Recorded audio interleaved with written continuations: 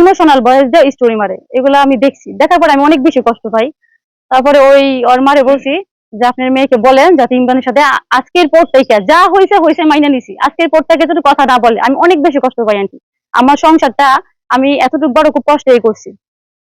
প্রিয়ার মা বলতেছে, হ্যাঁ তোমার এত বড় সাহস কিভাবে হয় আমার সামনে আমারে কল দিয়ে সরাসরি তুমি আমার মেয়ের ব্যাপারে আমাকে তুমি অপমান করছো। আমি যতটুকু জানি প্রিয়া খানের বিষয়ে, সেটা হচ্ছে প্রিয়া খান আমাদের সাথে পরিচয় হয়েছে আমাদের গ্রামে আমাদের ভিডিও করার জন্য আমাদের সাথে, যেহেতু আমরা ভাইরাল পারসন। তো ওর খুবই ইচ্ছা যে সে ভাইরাল হবে বা সেলিব্রিটি, তাকে সবাই দেখবে চিনবে জানবে এরকম। তো আমরা ওদের বিষয়ে কোনো কিছু আমরা আগে জানতাম না।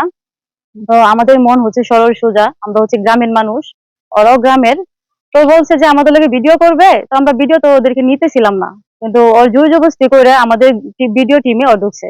ঢোকার পরে ভাবলাম যে আচ্ছা আমরা যদি মানুষদেরকে সাহায্য না করি তাহলে কে সাহায্য করবে, আমরা যেহেতু ভিডিও করি তাতে সমস্যা নাই, একজন যদি আমাদের দ্বারা উঠতে পারে উঠুক না, তাই কি হয়েছে। তারপরে ওই মেয়েকে নিয়ে আমরা কিছুদিন ভিডিও করি আমাদের গ্রামে, আমাদের গ্রামের বাড়ি। তো ওইখানে ভিডিও করার পরে যখন ইমরান আবার ঢাকা চলে আসতো, যখন আবার ঢাকা থেকে যখন গ্রামে যাইতো, যখন খবর শুনতো যে এই ইমরান ওদের মানে আমাদের এখানে গেছে, তো তখন আবার এই খবর শুনে আমাদের গ্রামে আবার চলে আসতো ওই মেয়ে, আইসা ভিডিও টিডিও করতো, আচ্ছা করুক না, ভিডিও তো করতেই পারে স্বাভাবিক।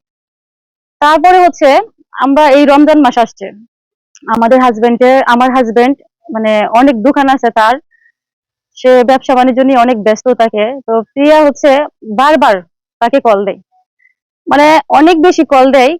কল দেওয়ার কারণ হচ্ছে যে বলে যে ভাইয়া আপনি তো চলে গেছেন ঢাকায়, তো আমি তো ভিডিও করবো, আমার তো ভিডিও করতে হবে, ভাই আমাকে নিয়ে একটু ভিডিও করেন, আমি ভাইরাল হওয়ার খুবই আমার ইচ্ছা। তখন ইমরান ভাবলো যে আচ্ছা ঠিক আছে, আহ, তুমি ভিডিও করো, সমস্যা নেই, গিয়ে আমি তো বাড়িতে আসবো তখন ভিডিও করে বলছে আচ্ছা ঠিক আছে। তো ওই হঠাৎ করে আমরা জানি না বুঝি নাই, ওই কি করছে ঢাকা তাইখা যে আমাদের, ঢাকা তাইখা আমাদেরকে কল দেয় যে ওই ভিডিও করবে, ওই ঢাকা চলে আসছে। ঢাকা আসার পরে আমাদের বাসার আশেপাশে সে একটা বাসা নেই, আমরা তো কোনো বুঝতে পারি নাই। যখন এই ইমরানকে আবার কল দেই, কল দিয়ে বলে যে ভাইয়া আমি তো ঢাকা চলে আসছি, তো আপনাদের আশেপাশে আসি মানে আসি 20 টাকা ভাড়া লাগে, তো আপনার লগে আমি ভিডিও করবো ওদের। ইমরান বলছে আচ্ছা ঠিক আছে ভিডিও করো। তারপরে ইমরানকে ওরা বাসায় কল দেয় যে আমাদের বাসা এখানে, আপনি আমাদের বাসায় আসেন, বাসায় এসে আমার লগে ভিডিও করেন। ইমরান বলছে আচ্ছা ঠিক আছে। পরে ইমরান প্রিয়াদের বাসায় কয়দিন গেছে, যা কয়েকদিন ভিডিও টিডিও বানাইছে। বানানোর পরে হঠাৎ করে দেখি যে প্রিয়া প্রচুর পরিমাণ কল দেয় ইমরানকে। রমজান মাস আসার পরে ইমরান আরো বেশি ব্যস্ত হয়ে গেছে, সবাই জানেন যে ওর অনেকগুলো দোকান আছে, মোবাইলের অনেক দোকান আছে ব্যবসা, তারপরে তারপরে হচ্ছে সেলুন আছে। তো ইমরান কল ধরার এত সময় পায় না, যেহেতু সময় পায় না, আমি যে তার ওয়াইফ, আমার লগেও সে সময় পায় না, তার বাচ্চার সাথে কথা বলতে পারে না, তার ফ্যামিলি কারোর সাথে সে সময় পায় না, সে ব্যবসা নিয়ে সারাদিন ব্যস্ত থাকে। তো প্রিয়া বারবার কল দেয়, তারপরে আমি 2 দিন দেখে খেলাইছি কল, একটানা কল, ইমরান বারবার কল কাটতেছে, ওই কল দেয়, কল কাটতেছে কল দেয়। কি ব্যাপার তোমার প্রিয়া তো কল দেয় কেন? ওই বলে যে প্রিয়া আমার সাথে মানে একটা ভাব জমাইতে চায়। কিরকম ভাব? যে ওই আমার সাথে কথা বলতে চায়, বলে যে ভাইয়া আপনাকে তোমার ভালো লাগে, তো আপনার সাথে আমি কথা বলতে চাই। ইমরান বলছে যে তোমার সাথে এত কথা বলতে পারবো না, যেহেতু আমার ওয়াইফ আছে, দেখলে মাইন্ড করবে এরকম। তারপর ইমরান 2 দিন 3 দিন কথা বলছে ওর সাথে, যেহেতু ওই বারবার কল দিতেছে অবশ্যই কথা বলতে হবে, এখানে তার খারাপ কিছু বলে নাই, শুধু ভিডিওর বিষয়ে কথা বলছে। আর ওরা ওই মেয়ে কি বলছে সেটা আমি জানি না, আমাকে কি বলবে, আমি ওয়াইফ কি বলছে বলে নাই। তারপর আমি যখন এই বিষয়টা দেখতে পারছি, তো প্রিয়ার কয়েকটা মেসেজ আমি দেখতে পারছি, যে বলতেছে ভাইয়া, মানে ওই ডাকতেছে ভাইয়াই ডাকে, যে ভাইয়া আপনি কালকে কিন্তু শার্ট পরে আসবেন, এই এই আমার কিন্তু আজকে জ্বর উঠেছে, মানে এইগুলো মেসেজ আমি পাইছি কয়েকটা। পাওয়ার পর আমি ইমরানকে ধরছি যে তোমার কি প্রিয়ার সাথে কোনো সম্পর্ক আছে? তারপরে হচ্ছে উনি মানে আমার হাজবেন্ড বলতেছেন না প্রিয়ার লাগে আমার কোনো সম্পর্ক নাই, কিন্তু ওই মেয়েটা আমার খুব ডিস্টার্ব করে, খুব জ্বালায় আমারে। পরে এই কথা শোনার পরে আমি প্রিয়ার মারে কল দিই, মানে প্রথমে প্রিয়াকে কল দেই। কল দেওয়ার পরে আমি কল মানে ওই রিসিভ করছে, 4টা কল দেওয়ার পর রিসিভ করছে। আমি বলতেছি যে দেখো প্রিয়া, তোমার ইদানিং আমি দেখতেছি তুমি আমার হাজবেন্ডের পিছে লাগিয়ে গেছো, তুমি খুব বেশি তাকে কলের ডিস্টার্ব করতেছো, এত কল দিও না, আসলে আমি তো তার বউ, আমি খুব বেশি কষ্ট পাই। আমার সাথে সে কথা বলে না, তোমার সাথে কিভাবে কথা বলে, তুমি এতগুলা কল কেন দো, যখন তুমি 10টা 15টা কল দো অবশ্যই তার একটা কল রিসিভ করতে হবে, কি না কি হয়েছে।